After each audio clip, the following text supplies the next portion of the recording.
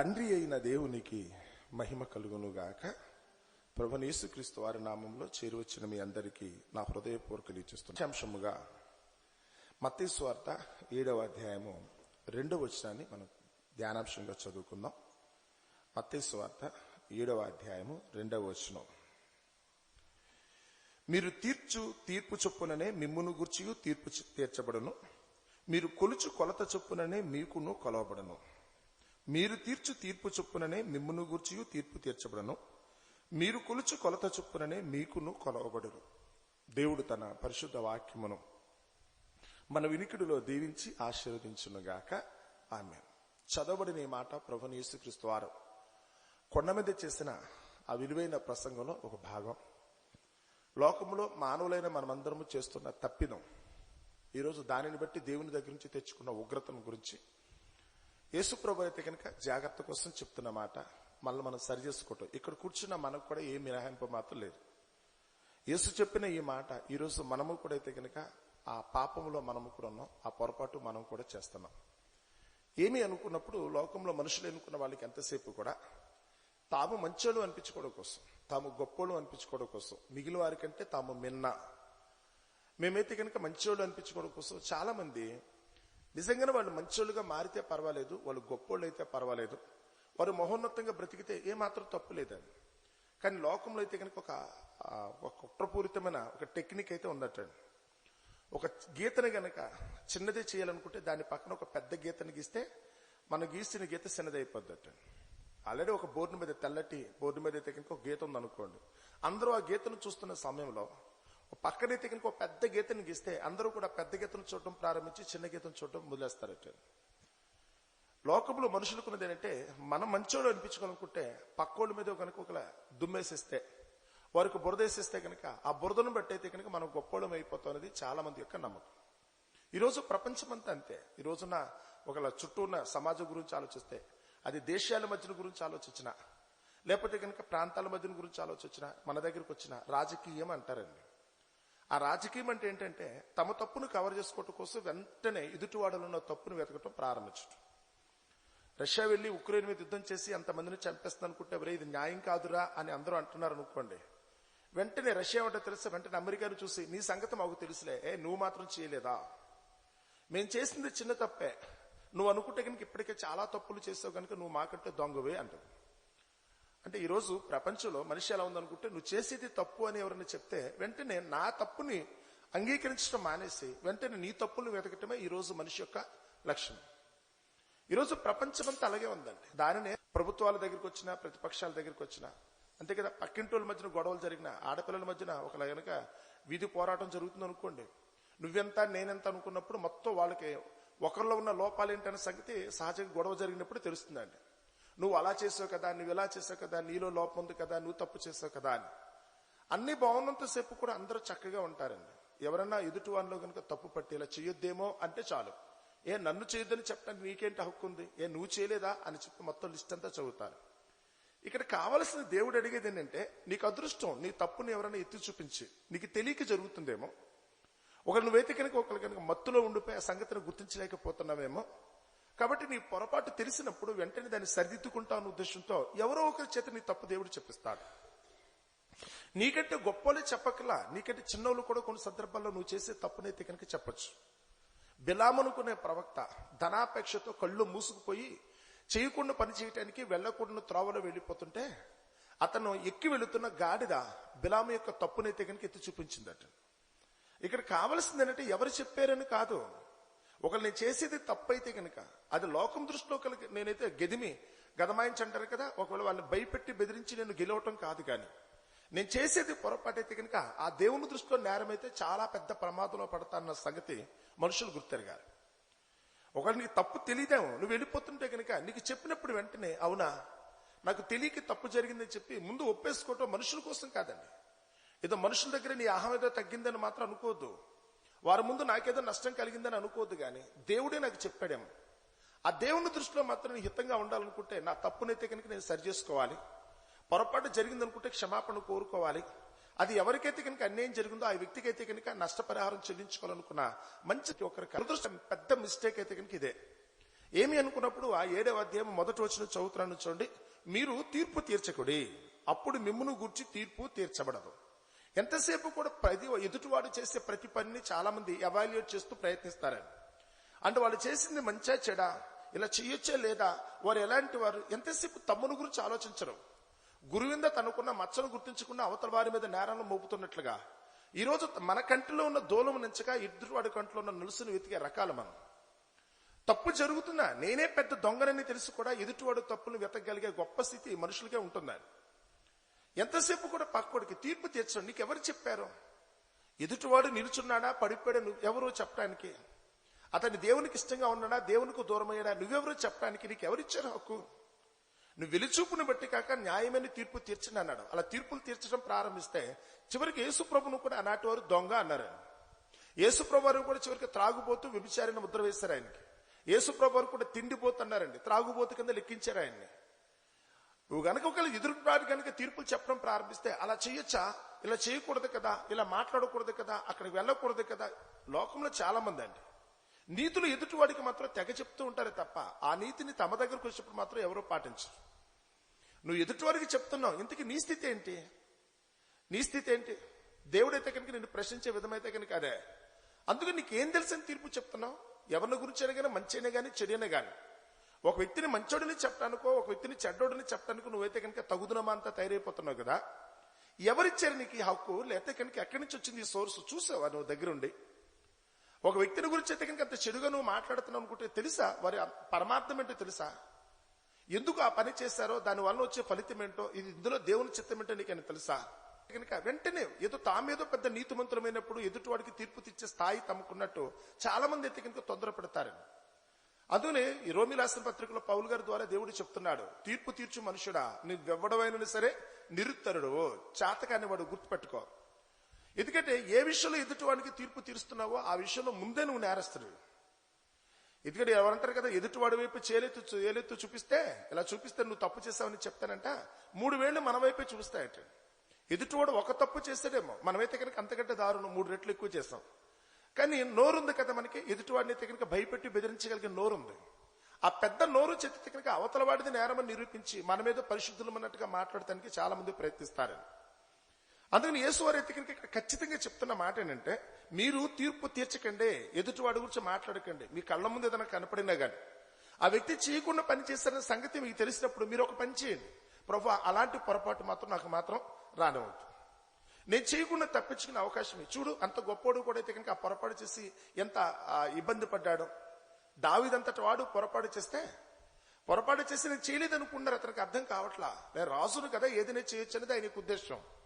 కానీ నాతాను ప్రవక్త వచ్చి చెప్పేంత వరకు దావీదికి తన పొరపాటు తనకి తెలియలేదు. ఎప్పుడైతే నాతాను ప్రవక్త చెప్పాడో, నేను రాజును కదా, నన్నెవరు తప్పు పట్టడానికి అనుకోలేదని. న్యాయం అనుకుంటే ఎవరికైనా ఒకటే, నేను రాజస్థానంలో ఉన్నాను కనుక, రాజుగా నేను ఉన్నాను కనుక అందరికీ ఒకటే న్యాయం. రాజునే నాకు అదే న్యాయం, నా దగ్గర పనిచేసేవాడికైనా అదే న్యాయం. అప్పుడు మాత్రమే దేవుడు హర్షిస్తాన ఉద్దేశంతో వెంటనే తాను చేసిన తప్పునైతే ఒప్పుకున్నాడు, క్షమాపణ కోరుకున్నాడు దేవుని దగ్గరికి వెళ్ళి. ఇది ఎవరైనా ఒకరికి కనుక మెత్తటి హృదయం కలిగిన వారైతే కనుక, మంచి మనస్సు కలిగిన వారు ఎవరన్నా విమర్శగా కనుక వస్తే చెప్తే స్వీకరిస్తారని. కొంతమంది అలా ఉండదు, ఎంతసేపు తాము నీతిమంతులు అంతే. తాము నీతిమంతులు మా వరకే ఆలోచిస్తే కనుక నేను తప్ప ఇంకెవరు లేరు, ఇదో నా వంతు, నా దగ్గర ఉన్న వారు తప్ప ఇంకెవరో కూడా నీతిమంతులు లేరని చెప్పి మిగతా వాడి మీద దుమ్మెత్తి పోసేవాళ్ళు చాలా మంది ఉన్నారు. పక్కోళ్ళ గురించి మాట్లాడుకోవడం చాలా మందికి అదొక జబ్బండి. అసలు ఎదుటివాడిని గురించి మరొక వ్యక్తి దగ్గర మాట్లాడటానికి దేవుడిని ఎట్టి పరిస్థితుల్లో నీ సహించడం సంగతి తెలుసా? నీ బ్రతుకు ఛిద్రం అయిపోతే దేవుని ఉగ్రత నీకు వస్తూ ఉంటుంది, నీకు అర్థం కావట్లా. తోటి వారి గురించి అపాసపు మాటలు మాట్లాడడం, ఎదుటివారి గురించి అయితే కనుక మనమైతే కనుక తీర్పులు చెప్పడం, వారి పరీక్ష పేపర్లు దిద్దినట్టుగా మనం దిద్దటం. నీకు ఎందుకు సంగతి? తనకు కాని జగడమును బట్టి రేగువాడు దాటిపోవు కుక్క చెవులు పట్టుకుని వానితో సమానము కదా అంట. నీకు సంబంధమైన విషయాల్లో ఎప్పుడు కూడా మాట్లాడుకో, నీకు అనవసరం. నిన్ను అడిగేంత వరకు కూడా ఏమీ మాట్లాడుకో. తీర్పు తీర్చేది దేవుడు కదా, న్యాయమైన తీర్పు దేవునిది, ఆయనకి అన్నీ తెలుసు కనుక. చివరికి వ్యభిచారంలో పట్టబడిన స్త్రీ దగ్గరికి వచ్చినప్పుడు కూడా యేసుప్రభువు ఏం మాట్లాడాల, ఘోరమైన నేరం. వ్యభిచారం అనే మాటకు వస్తే కనుక అది ఘోరమైన నేరం. కానీ యేసుప్రభువు ఆమెను అమ్మాని సంబోధించాడు. అంటే వ్యభిచారం చేయమని ప్రోత్సహించినట్టు కాదండి. ఆ సందర్భంలో అక్కడికి వచ్చేప్పటికీ ఆమెనే సమర్థించాడు ఆయన. ఎందుకంటే ఏ ఉద్దేశంతో చేస్తుందో, ఎలాంటి పరిస్థితుల్లో పొరపాటు జరిగిందో యేసుకు మాత్రమే తెలుసు. ఆయన అందరి హృదయ అంతరంగంలో ఎరిగినవాడు గనక. కానీ మనం మాత్రం దాని అయితే కనుక చీల్చి చెండాడేటట్టుగా, ఆయా వ్యక్తులను అయితే కనుక అల్లరి పెట్టేటట్టుగా మాట్లాడతామండి. ఓ జక్కయ్య గారి దగ్గరికి వచ్చినప్పుడు కూడా అందరూ కూడా తన పాపాత్ముడిని తీర్పు తీర్చేశారట. ఆ ఇంటికి కూడా ఎవరు వెళ్ళకూడదు, ఆ ఇంటిని మేము వెలేసేసాం కదా అనుకునేంత వరకు. కానీ యేసుప్రభు అయితే కనుక స్వయంగా ఇంటికి వెళ్ళిపోయాడు. వీళ్ళు ఆలోచించింది ఒకటి, యేసుప్రభు ఆలోచిస్తుంది మరొకటి. ఎందుకంటే పైపైన రూపాన్ని చూసి, పైపైన భౌతికంగా కనపడే వాటిని గురించి మనుషులు తీర్పులు చెప్తారు. కానీ దేవుడైతే కనుక వారు హృదయ అంతరంగాన్ని గురించి చూస్తాడు. కొన్ని సందర్భాల్లో మనలో ఉన్న బాధ పక్కోడికి తెలియదండి, పైకి మాత్రం నవ్వుతూ ఉంటే నిజం అనుకుంటారు వాళ్ళు. ఏ పరిస్థితిలో ఇలాంటి పొరపాటు జరిగిందో, ఏ పరిస్థితిలో మనం నోరు విప్పలేకపోయామో, ఎందుచేత ఆ పని చేయలేకపోయామో పక్కోడికి తెలియదండి. అందుకని నోరుంది కదా అని వాగుతూ ఉంటారు, దానికి తగ్గ ఫలం కూడా పొందుతూ ఉంటారు. దేవునికి తీక్షణమైన ఉగ్రత వాళ్ళకు వస్తుందండి. కొంతమంది అయితే కనుక తోటి వారి గురించి హీనంగా మాట్లాడి వారు అలాంటి వారంట, వీరు ఇలాంటి వారంట అంటారు. దేవుడు అయితే కనుక వీళ్ళ దగ్గరకు వచ్చినప్పుడు సేమ్ ఇదే డిటో వాళ్ళ ఇంట్లో భార్య భర్తల మధ్యన కూడా సేమ్ అదే కలహం వస్తుంది. తండ్రి కొడుకుల మధ్యనో, అన్నదమ్ముల మధ్యనో, తల్లి కూతుల మధ్యనో వీళ్ళకి ఎప్పుడు కూడా సమస్య తీరదు. రీజన్ ఏంటంటే కనుక ముందు నీ ఎదుటి వారి గురించి నువ్వు మాట్లాడుతున్నావు కనుక ఆ సమస్యకి తీవ్రత, దానికి శిక్ష ఏంటో నువ్వు ఇక్కడ భరించాలి కదా అంటాడు దేవుడు. చాలా మంది కుటుంబంలో ఏ గొడవ లేకపోయినా అప్పటికప్పుడు సడన్ గా రైజ్ అయిపోతూ ఉంటుందండి. రీజన్ ఏంటంటే కనుక వీళ్ళు కూడా ఏ విషయాన్ని కూడా, చిన్నగా పోయే విషయాన్ని కూడా వీళ్ళే కావాలని చాటంత చేసేవాళ్ళు చాలా మంది ఉన్నారు. అందుకని తీర్పు తీర్చకండి, ఒకరి గురించి మీరు మాట్లాడకండి, మీకు అనవసరం. ఎవరెవరు ఎలాంటి వాళ్ళు మీకెందుకు. ఎంత అంటే కనుక ఒక సందర్భంలో ఎంతవరకు వెళ్ళిపోతారనుకుంటే, వారైతే కనుక ఎవరైతే దేవుని సన్నిధిలో ఒకరు విలువైన వారు ఉన్నారో వారి మీద కూడా వాళ్ళైతే కనుక దూషింప వెరవకుండా ఉంటారు కదా. మన పేతురు గారి పత్రిక రాసిన, లేదా కనుక యోధా గారి పత్రిక చదివినప్పుడు కూడా అక్కడ వారు మహాత్ములను దూషింప వెరవకుండా, భయం లేదు వాళ్ళకి, ఎవరిని గురించైనా మాట్లాడేస్తారు. వెనక ముందు చూడరు, వాళ్ళు ఎందుకు మాట్లాడతారో ఏం చెప్తారో కూడా తెలియకుండా వారు అలాంటి వారట, వీరు ఇలాంటి వారంట, వీళ్ళు అలా చేస్తారట, వాళ్ళు అలా.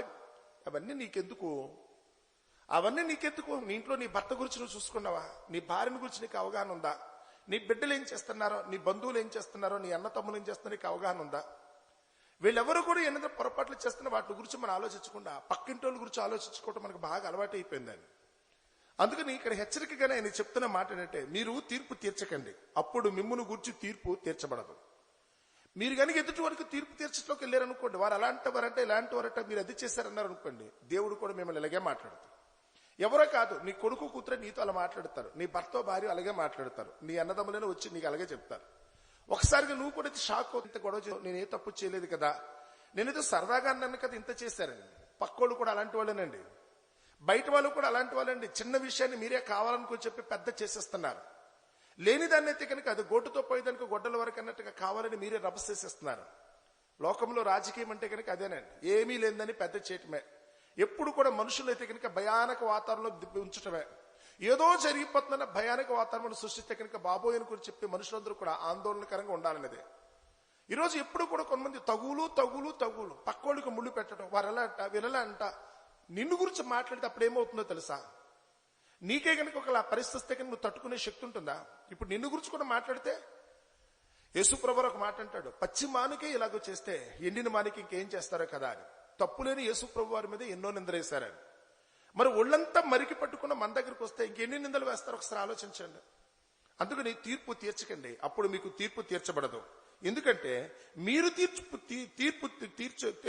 తీర్చు తీర్పు చొప్పుననే మిమ్మును గురించి తీర్పు తీర్చబడను.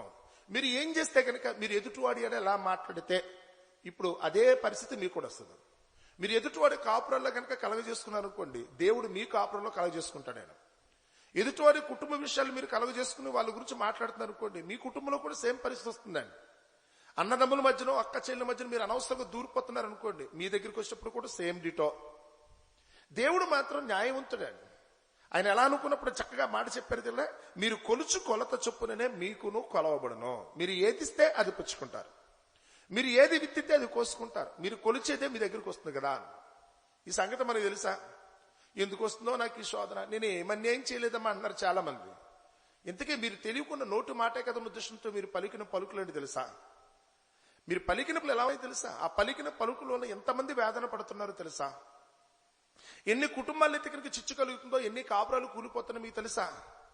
ఆ సమయానికి ఎత్తికనికి వెంటనే వారు వీరని పలికేది యథార్థమేనా, నేను మంచి మాటే పలుకుతున్నానా, దేవుడు ఒప్పుకుంటాడా? ఆయన దృష్టిలో ఇది హితమైనదన్న సంగతి కూడా చాలా మందికి తెలియక తొందరపడి నోరో జారిపోతున్నారని. ఎంత అంటే కనుక గొప్పలు అనుకున్న కూడా చోట్ల మహాత్ములను దూషింప వెరవకున్నారు కదా అని.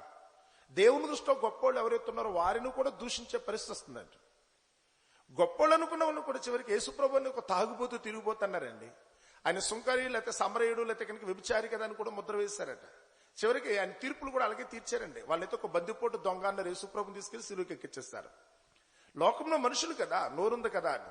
తర్వాత వాళ్ళు బతుకేండి తెలుసా, ఈ రోజు వరకు కూడా యేసుప్రభుని ఏ స్థలంలో అయితే కనుక ఉండనో చంపేద్దాం అనుకున్నారో ఆ స్థలంలో వాళ్ళు ఉండకుండా దేవుడు వాళ్ళని తరిమేశాడు. పేరుకు మాత్రం ఇజ్రాయిల్ గొప్పోళ్ళు, మహా తెలివి కలిగిన వారు, ధనవంతులు, ప్రపంచంలో ఉన్నతమైన జాతి కింద అభివర్ణించబడిన వారు. అయితే ఏంటి, తప్పు మాత్రం తప్పే. దేవుడు తీర్చిన తీర్పుని ఎవరు కూడా సరిచేయటం మాత్రం కుదరదండి. ఆయన వంకరగా చేసిన దాన్ని ఎవరు తిన్నగానూ చేయలేరు, తిన్నగా చేసింది వంకరగాను చేయలేరు. ఇశ్రాయేలు ఎడల ఆయన తీర్పు చెప్పాడు, యేసుప్రభును వారు చంపేసినందుకు గాను. అయిన వాడని కూడా చూడకుండా యేసుప్రభులో ఏ లోపము లేకపోయినప్పుడు కూడా ఒక బందిపోటు దొంగగా చిత్రీకరించినందుకు గాను ఈ రోజు కూడా వాళ్ళని దొంగలుగానే చూస్తున్నారు. ఆ ఇజ్రాయేల్ చుట్టుపక్కల ఉన్న అరబ్బులందరూ కూడా ఇజ్రాయేల్ దొంగలుగానే చూస్తారండి. అస్సలు పడరండి వాళ్ళకి. ఎందుకంటే 13 దేశాలు సుమారుగా చుట్టూ ఉన్నాయనుకుంటే అందరూ కూడా వారి గురించి దగ్గర వ్యతిరేకంగా మాట్లాడతారు. ఎప్పుడు ఇశ్రాయేల్ ప్రజలు మట్టు పెడదామా అనుకుంటారు. వాళ్ళు ఎప్పుడు అవకాశం దొరికితే కనుక వాళ్ళు చంపేద్దామా అనుకుంటారు. ఎందుకంటే వాళ్ళు చేసిన తప్పు అంత పెద్ద ప్రమాదం అయింది. ఈరోజు నువ్వు కూడా అదే తప్పు చేస్తున్నావు సుమా. నువ్వు ఎదుటివాడు కూడా ఇలాంటి తీర్పులు చెప్తున్నావు సుమా. నీకు ఆ సంబంధం లేదు కదా. పక్కింటోళ్ళు ఏదో అయ్యారు, వాళ్ళు ఏదో గొడవ పడుతుంది, వాళ్ళేదైతే కలహం ఆడుకున్నారు, లేకపోతే వాళ్ళేదో సంపాదించుకున్నారు, లేకపోతే వాళ్ళేదో నవ్వుకుంటున్నారు, నీకెందుకు అనవసరంగా. వెంటనే వారవలేని తనంతో అయితే కనుక నీకేదో తెలుసన్న ఉద్దేశంతో పలికే పలుకులు ఎన్ని అనర్థాలకు హేతు అవుతుందో తెలుసా, ఎన్ని ఇబ్బందికరమైన పరిస్థితులు తలెత్తుందో తెలుసా. నీకిచ్చిన కుటుంబం, నీ భర్త, నీ భార్య, నీ బిడ్డలు, నీ తల్లిదండ్రులు, నీకు ఏదైతే ఉన్నదో సంపాదించుకున్న దాన్ని బట్టి కుదురుగా కూర్చోలేరా. సంబంధం లేని విషయాల గురించి, బయట విషయాల గురించి మీకు ఎందుకు అంటాడు యేసుప్రభువు. నీకెంత ఇచ్చారో చేతనైతే కనుక ఎదుటివాడికి మేలు చేయి. నిజంగా వాళ్ళకి కలహం ఆడుతున్నారు అనుకుంటే కనుక వెళ్లి సమాధాన పరచడానికి ప్రయత్నించు. వాళ్ళు ఏదైనా ఇబ్బందులు ఉన్నారనుకుంటే పరామర్శించడానికి ప్రయత్నించండి. అంతేగాని సమస్యను పెద్ద చేయకండి. ఏదైనా భార్య భర్తలు గొడవాడుతునుకుంటే నీకున్న పెద్దరికాన్ని బట్టి వాళ్ళ దగ్గరికి వెళ్ళి ఇద్దరికి సరిది చెప్పి చక్కగా కాపురమో కుటుంబం నిలబడేటట్టుగా ప్రయత్నం చేయండి. అంతేగాని వారి మధ్యలో చిచ్చుపెట్టి భార్య భర్తలు విడగొట్టేంత వరకు నువ్వు వస్తున్నావు అనుకుంటే, కుటుంబంతో చల్లా చెదిరైపోయేటట్టు నువ్వు చేస్తాను అనుకుంటే కనుక చేసే పనిని అర్థం ఏంటి తెలుసా. ఇలాంటి వారి బ్రతుకులకి దేవుడు ముందుగానే తీర్పు తీర్చడండి. నువ్వేం చేస్తావో నీకు అదే వస్తున్నాడు. నువ్వు ఎవరివైనా కానీ ఎంతటి వాడవైనప్పుడు కూడా నువ్వు చేసే పనే చివరికి నీకైతే నువ్వు చుట్టుకుంటుంది కదా. నువ్వు చేసే పని నీకైతే కనుక ఆన్సర్ చెప్తుంది. అది తెలుసుకున్నప్పుడైనా కానీ కొంచెం బుద్ధి అయితే నీకు ఉండాలని. అందుకనే తీర్పులు చెప్పకండే. దావీదు గారి దగ్గరికి వచ్చినప్పుడు సందర్భంలో తాను చేసిన తప్పుని చెప్పడం కోసం నాతాను ప్రవక్త వచ్చాడట. వచ్చి దావీదు చేసిన తప్పును డైరెక్ట్ గా చెప్పకుండా చిన్న ఉపమాన రూపంలో చెప్పడానికి ప్రయత్నించాడు ఆయన. వెంటనే దావీదు కోపం వచ్చేసి, ఎవడు వాడు ఎంతటి వాడైనా కానీ మరణానికి పాత్రుడు, పైగా వాడు చేసిన తప్పుకైతే కనుక 4 గంటలుగా పెనాల్టీ చెల్లించాలని చెప్పి పెద్ద పెద్ద శపథాలు చేసేస్తున్నాడు. వెంటనే నాతాను ప్రవక్త, నిజమేనా, నువ్వు చెప్పిందేనా, పాటిద్దామా అన్నాడట. ఖచ్చితంగా జరగాలి, వాడు చేసిన తప్పుకైతే కనుక నా తీర్పు అయితే ఇదే అన్నాడట. అయితే నీ తీర్పునే నువ్వు అనుభవించు, నువ్వు తీర్చిన తీర్పే నువ్వు అనుభవించు. ఎందుకంటే నువ్వే చెప్పావుగా, నీ లెక్క ప్రకారం ఎవడన్నా అన్యాయం చేస్తే కనుక ఏమవ్వాలి, కంటికి కన్ను పంటికి పన్నట్టుగా ప్రాణానికి ప్రాణం. రెండవది, అతనైతే కనుక చేసిన తప్పును బట్టి అయితే 4 గంటలుగా తిరిగి చెల్లించాలనుకున్నావు కాబట్టి ఆ 4 గంటలుగా నువ్వు తిరిగి చెల్లించాలన్నాడు. నోరుంది కదండి, తొందరపడి మాట్లాడేయటమే కాదండి. ఎదుటివాడి గురించి నువ్వు ఏదైతే చూపిస్తున్నాయేమో, పలానా వ్యక్తులు నువ్వు పొరపాట్లు చూస్తున్నాయేమో, మరి దేవుడు నీ దగ్గర కనుక ఒకరి కనుక అదే పొరపాట్లు చూడగలిగే స్థితి వస్తే తట్టుకొన పరిస్తుందా. తన పొరపాటులను కనుగొనగలవాడు ఎవడు. ప్రభువా నువ్వే కనుక ఒకరు నా తప్పులు ఎత్తి చూపిస్తే నేను ఎంత అంటాడు కీర్తనాకారుడు. ఈరోజు మన ఒంటి నిండుగా బురద పెట్టుకొని, మన బ్రతుకు నిండుగా అయితే కనుక చీకటిని పెట్టుకొని చేయకుండా దుర్మార్గం అంతా చేసి పైకి మనమేమో ఎదుటి వాడి గురించి మాట్లాడుతున్నామే. లోకంలో అయితే కనుక ఒక పెద్ద సామెత చెప్తారండి. అదేమో తెలుసా, అద్దాల మేడలో ఉన్నవాడు పొరపాటున ఎదుటివాడికి మీదకి రాయి విసరతకూడదంటే. నువ్వు అద్దాల మేడలో ఉన్నావు అనుకుంటే చేతిలో రాయి పట్టుకున్నప్పుడు నష్టం ఎవరికి, విసిరితే ముందు ఎవరు పగిలిపోద్ది, నువ్వు కట్టుకున్న నీ అద్దాల మేడ ముందు కూలిపోద్ది. చూసుకో, ఎదుటివాడి మీద రాయి వేసే ముందు నీ సంగతి నువ్వు చూసుకో. తొందరపడి మాట్లాడానుకో ముందు నీకే వస్తుంది అది. నీ ఎవరి వాదికో రాయి విసురుతున్నాను, ఎవరిని గురించి నేను అపసవ్యంగా మాట్లాడుతున్నాను, ఎదుటివాడిని నేను తప్పు పడుతున్నాను నువ్వు అంటున్నావు. కానీ ఆ ఇసుని రాయి ఎక్కడో కాదు, ముందు తగిలేది ఫస్ట్ నీకే. తీర్పు తీర్చు మనుషునా, నువ్వు ఎవడమైనా సరే ఏ విషయంలో ఎదుటివాడికి తీర్పు తీరుస్తున్నావో ఆ విషయంలో మొట్టమొదట దోషివు నువ్వే కదా. నువ్వే దొంగ అవుతున్నావు చూసుకో. తెలియకుండా తొందరపడి మాత్రం నోరు విప్పొద్దు అన్నాడు ఆయన. కానీ ఈరోజు మనకైతే అర్థమవుతుందా? ఈరోజు మనకైతే అర్థమవుతుందా? అందరి మీద కంప్లైంట్లు చేస్తున్నామండి. అందరి గురించి అపాస్యంగా మాట్లాడతారు కొంతమంది. వాళ్ళు అలాంటి వారట, వీళ్ళు ఇలాంటి వారట. ఏదైనా చిన్న విషయం తెలిస్తే చాలు. వారికైతే కనుక భార్య భర్తల మధ్యనో, తండ్రి కొడుకుల మధ్యనో, అన్నదమ్ముల మధ్యనో, లేకపోతే కనుక మరొక విధంగానో ఏదైనా చిన్నపాటి సమస్య వస్తే, నీకు తెలుసా ఇగో పలానా ఇంట్లో ఇలా జరిగిందని చెప్పి పెద్ద పెద్ద రబ్బర్ చేస్తూ ఊరంతా అల్లరి చేస్తారు. మరి నీ దగ్గరికి వస్తే ఒకవేళ నువ్వే కనుక అల్లరి కనుక పాత్రలు అయ్యే పరిస్థితి వచ్చిందనుకో, నువ్వే కనుక అల్లరి చేసే నిన్ను కూడా అల్లరి చేసే పరిస్థితి కనుక అవతల వాడి దక్కింది అనుకుంటా, నీ బ్రతికేంటి తెలుసా? తలెత్తుకుంటా కూడా అర్హత ఉండదు. నువ్వేంటి, నీ క్యారెక్టర్ ఏంటి, నువ్వెంత, నీ జీవితం ఎంత, నీ కుటుంబం ఏపాటిది, నువ్వెందుకు అనవసరంగా పక్కోళ్ళ గురించి మాట్లాడుతున్నావు? నీ స్థితి ఏంటో నీకు తెలుసా? ఈరోజు ఒకవేళ కనుక మనం మర్చిపోయి కనుక అన్నాం అనుకోండి, అందుకనే ఎక్కడో కాదండి, ఎదుటివారి కుటుంబాల్లో చిచ్చు పెట్టాలని మీరు అనుకున్నారేమో, మీ కుటుంబంలోనే చిచ్చొస్తుందండి. ఎదుటివారు కాపురాల్లో కనుక చిచ్చు పెట్టాలని మీరు అనుకుంటే మొదలు కూలిపోయేది మీ కాపురమే. యేసు ప్రభువు ఖచ్చితంగా చెప్పేది అదే. నువ్వు ఎదుటివారి గురించి నీచంగా మాట్లాడి అవమానపరచాలనుకున్నామో, నువ్వే ప్రతి చిన్న విషయానికి రోడ్డెక్కే పరిస్థితి వస్తుంది, నీకే గౌరవం లేకుండా పోతుంది. ఎందుకంటే హాము అనే వ్యక్తి దగ్గరికి వచ్చినప్పుడు నోహు యొక్క రెండవ కొడుకండి, జలప్రలయం నుంచి తన కుటుంబాన్ని కాపాడుకున్న ఒక నీతిమంతుడైన నోహు. అతనుకున్న 3 పిల్లలు. ఆ 3 పిల్లల్లో రెండోవాడు అనుకున్నవాడు ఓ సందర్భంలో తండ్రి తన పడక గదిలోనే ఒక వస్త్రం దిశమలతో కనపడ్డాడట. తాగిన ద్రాక్షరసం యొక్క మత్తును బట్టి ఒంటి మీద వస్త్రాలు చెదిరిపోయి పడుకున్నాడట. ఈలోపు కొడుకు కదా స్వేచ్ఛగా స్వతంత్రంగా అయితే కనుక తండ్రి గదిలోకి వెళ్ళిపోతారు. ఇప్పుడు కూడా మన పిల్లలు అలాగే, మనమో గదుల్లోకి అయితే కనుక మన పిల్లలకి హక్కు అండి, వచ్చేస్తారు. వచ్చినవాడు ఏం చేయాలి? తండ్రి ఒకలా దిశమలతో కనుక మత్తులో పడుకున్నాడు అనుకుంటే, కొడుకుగా తన బాధ్యత అని తెలుసా? నా తండ్రి అవమానం పడపరచకూడదన్న ఉద్దేశంతో వెంటనే దుప్పట ఏదో తీసుకుని అయితే కనుక ముందు ఒంటి మీద కప్పాలి. వాడు చూసి ఏం మాట్లాడకుండా బయటికి వెళ్ళి పళ్ళు కిలుచుకుంటూ బయటికి వెళ్ళి తండ్రిని గురించి అపసవ్యంగా మిగతా పెద్దోడితోనూ చిన్నోడితో చెప్పాడేటాడు, అన్నతోనూ తమ్ముడితో. నాన్నకే ఈ మధ్యనైతే కనుక బుద్ధి లేదు, నాన్న ఏం చేస్తాడో కూడా తెలియట్లేదు, ఫుల్గా తాగేశాడు, ఒంటి మీద వస్త్రం లేకుండా పడుకున్నాడు, చిచి అన్నాడట. జలప్రలయం నుంచి అయితే కనుక వారు చేసిన నీతిని బట్టి కాకుండా నోహు యొక్క నీతిని బట్టి తన కుమారులని కుటుంబాన్ని రక్షించుకున్నాడు. వీళ్ళు ఇప్పటి వరకు అసలు బ్రతుకున్నారనుకుంటే కారణం నోహు అండి. వీళ్ళంటూ బ్రతుకున్నారనుకుంటే కారణం నోహు. కానీ ఆ నోహును గురించి అయితే కనుక హాము నీచంగా మాట్లాడటం ప్రారంభించినట్టు. వెంటనే పెద్దోడు చిన్నోడైతే మాత్రం వీడిలాంటి అపాస్యపు ధోరణ వాళ్ళకి లేదండి. వెంటనే వాళ్ళకైతే దుఃఖం కలిగింది, అయ్యో ఇలాంటి వీడిలా మాట్లాడుతున్నాడని చెప్పి వెంటనే వాళ్ళు వెనుక తట్టును వచ్చారంట. వెనక్కి చూసుకుంటూ వచ్చి దుప్పట పట్టుకుని తండ్రిని ఏదైతే తండ్రి దిశమలను చూడడానికి కూడా వాళ్ళు ఇష్టపడలా. పైగా తండ్రి రోడ్డు మీద పడుకోలేదు, అందరికీ చూపించడానికి అక్కడ పడుకోలేదు, ఆయన తన గదిలో తను పడుకున్నాడు. కొడుకు కదాన్ని స్వేచ్ఛనిచ్చి తన గదిలోకి రాణిస్తే వచ్చిన కొడుకు ఏం చేశారట?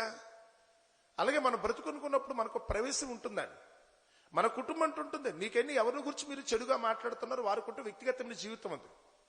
మీరేదో మంచోళ్ళు కదా, నా వాళ్ళు కదా ఉద్దేశంతో మా భార్య భర్తల సమస్యను మీకు చెప్పారు, కుటుంబంలో జరుగుతున్న దాన్ని మీకు చెప్తున్నారు, అన్నదమ్ముల మధ్య వచ్చిన సమస్యను మీకు చెప్తున్నారు, వాళ్ళ స్నేహితుల మధ్యన వ్యాపారంలో కలిగిన ఒడిదుడుకులను బట్టి మీకు చెప్తున్నారు. మీరు నమ్మకస్తులు కదని వాళ్ళు చెప్తే ఈరోజు ఆ మాటలు విని వీళ్ళేం చేస్తారు తెలుసా? బయటకు వచ్చేతే కనుక ఊరంతా కూడా టమ్ముకేసే దౌర్భాగ్యులని. మీరు తెలిసిన వాళ్ళని ఉద్దేశంతో, నమ్మకస్తులని ఉద్దేశంతో కుటుంబ వ్యవహారాలు మీకు చెప్తుంటే తమ వ్యక్తిగతంగా ఆరోగ్య విషయాలు కూడా కొంచెం చెప్తారండి, కాపురం విషయాల గురించి కూడా కొంతమంది చెప్తారు, నా వాళ్ళే కదా అని. కానీ వీళ్ళు ఏం చేస్తారు?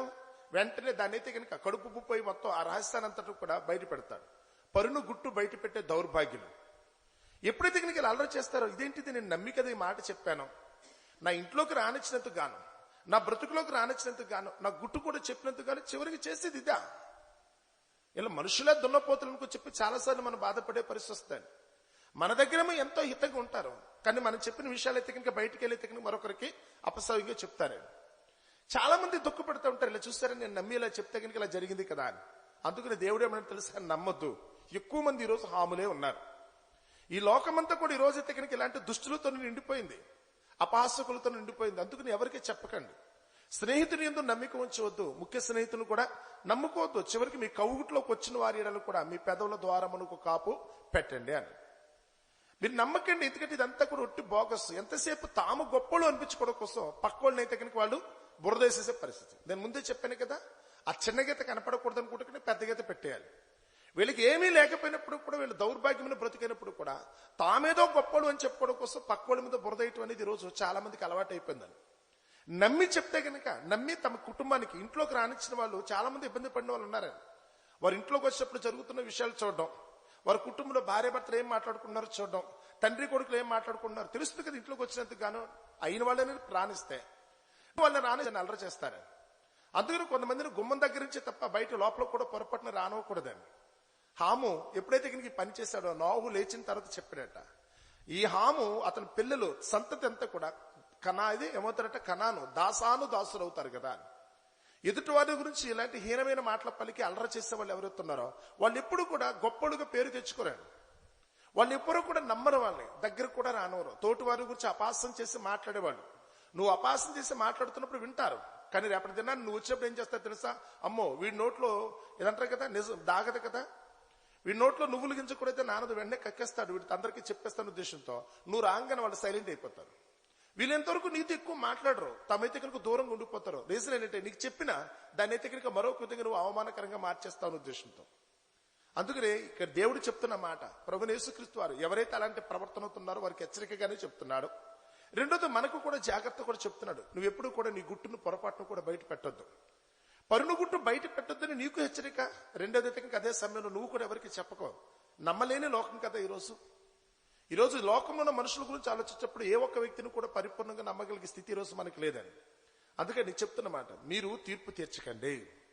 మీరు తీర్చే తీర్పు చొప్పుననే దేవుడు కూడా మీకు తీర్పు చెప్తాడు. మీరు కొలిచే కొలత చొప్పుననే మీకు కూడా అదే చేస్తారు. మీ తోటి వారి ఎడల, చుట్టూ ఉన్న సమాజం ఎడల మీ దృక్పథం ఎలా ఉంది? వారిని గౌరవించేటట్టుందా, అవమానించేటట్టుందా? వారికి ఏదైనా కష్టమో నష్టం వచ్చినప్పుడు దాన్ని గుట్టుగా కడుపులో దాచుకునే పరిస్థితుందా? లేనిది కాడు సృష్టించైతే కనుక చిన్నదానిని పెద్ద చేసైతే కనుక అదైతే కనుక అందరికి అల్లరపాలు చేసేటట్టుగా మీ ప్రవర్తనలు ఉన్నాయా? నోరు జారి ఎవరైతే మాట్లాడతారో వీళ్ళంతవరకు వారిని ఎవరు కూడా నమ్మరని. ఆ నోరు జారి ఎప్పుడైతే కనుక బయట మాట్లాడతారో, పరును గుట్టును ఎప్పుడైతే కనుక బయట పెడతారో ఒకసారి 2 సార్లు చూస్తారు. విషయం తెలిసిన తర్వాత ఇంకా పొరపాటును కూడా వాళ్ళు మాత్రం దగ్గరికి రానోరు. ఒకవేళ అలాంటి పరిస్థితి కనుక మనలో ఉంటే కనుక ఇప్పటికైనా జాగ్రత్త పడండి. మనుషులు ఎలాగో మనం పట్టించుకోరండి, మనుషుల దగ్గర ఎలాగ గౌరవం ఉండదు. కనీసం దేవుని దృష్టిలోనే కానీ మనమైతే కనుక మన తప్పును సర్దిద్దుకోకపోతే, ఆయన దృష్టిలో కనుక మన విలువైన వారం కాకపోతే రేపటి దిన పరలోకంలో కూడా మనకి స్థానం ఉండదు. మనుషులైతే ఈ లోకంలో మనకి ఎలాగే స్థానం ఇవ్వరు, మనం చేసే పనులు బట్టు మన మాటలను బట్టు. కనీసం దేవుని సన్నిధిలోనే మనకు ఆ స్థానం దక్కాలనుకుంటే ఆయన చిత్తానికి తగినట్టుగా మనం బ్రతికినప్పుడు మాత్రమే అది సాధ్యం అవుతుంది. కనుక మనమందరం కూడా దేవుని యొక్క చిత్తాన్ని, ప్రభువైన యేసుక్రీస్తు చెప్పిన మాటలో పరమార్థాన్ని గుర్తెరిగి ఆయన చిత్తము చొప్పున ఆయన చూపిన మార్గంలో పయనించడానికి దేవుని దృష్టిలో యోగ్యులుగా రేపటి దినాన్ని ఆ పరలోకంలో వారసులుగా ఉండటానికి మనందరం కూడా ప్రయత్నిద్దాం. అట్టి కృప దేవుడు మనందరికీ దయచేయునుగాక. ఆమేన్. ప్రార్థన చేసుకుందాం. పరమందున్న మా తండ్రి, దయగల మా దేవా, మీ ఘనమైన నామమునకు వేలాది స్తుతులు స్తోత్రములు తండ్రి. మమ్మను ప్రేమించారు ప్రభువా, ఇంతవరకు మీ కృపను బడికే స్తుతి చెల్లించుకొనుచున్నాం. అల్పులమైన మమ్మను ప్రేమించి మీ ప్రియ పిల్లలమగా ఈ ఉదయకాల సమయం ముందు మీ సన్నిధిని బట్టి సంతోషించినట్లుగా, మీరు సెలవిచ్చిన వాక్కును బట్టి మా బ్రతుకులను పొరపాటు సరి చేసుకున్నట్లుగా చక్కటి అవకాశం అనుగ్రహించారు. దినమెల్లా మీ కృపను అర్థిస్తున్నాం తండ్రి, సహాయం చేయండి ప్రభువా. నేటి దినమున మేము నెరవేర్చవలసిన ప్రతి కార్యక్రమాన్ని బట్టి, మాకున్న పనులను బట్టి మీ సన్నిధులు అర్థిస్తుండగా మీ కృప చొప్పున మాకు కావలసిన తోడ్పాటు దయచేయండి. రోజంతా ప్రభువా నెమ్మదితో సమాధానంతో మేము జీవించడానికి, రాత్రికి మరలా మేమందరం మీ పాద సన్నిధికి చేరి మీ ఘనమైన నామమును బట్టి మీ కృతజ్ఞతలు చెల్లించడానికి కావాల్సిన సహాయం దయచేయమని, అంతవరకు మీ కృపలో మమ్మల్ని అందరినీ భద్రపరచమని మీ కుమారుడైన క్రీస్తు నామమున ఈ ప్రార్థన మీకు సమర్పిస్తున్నాము తండ్రి.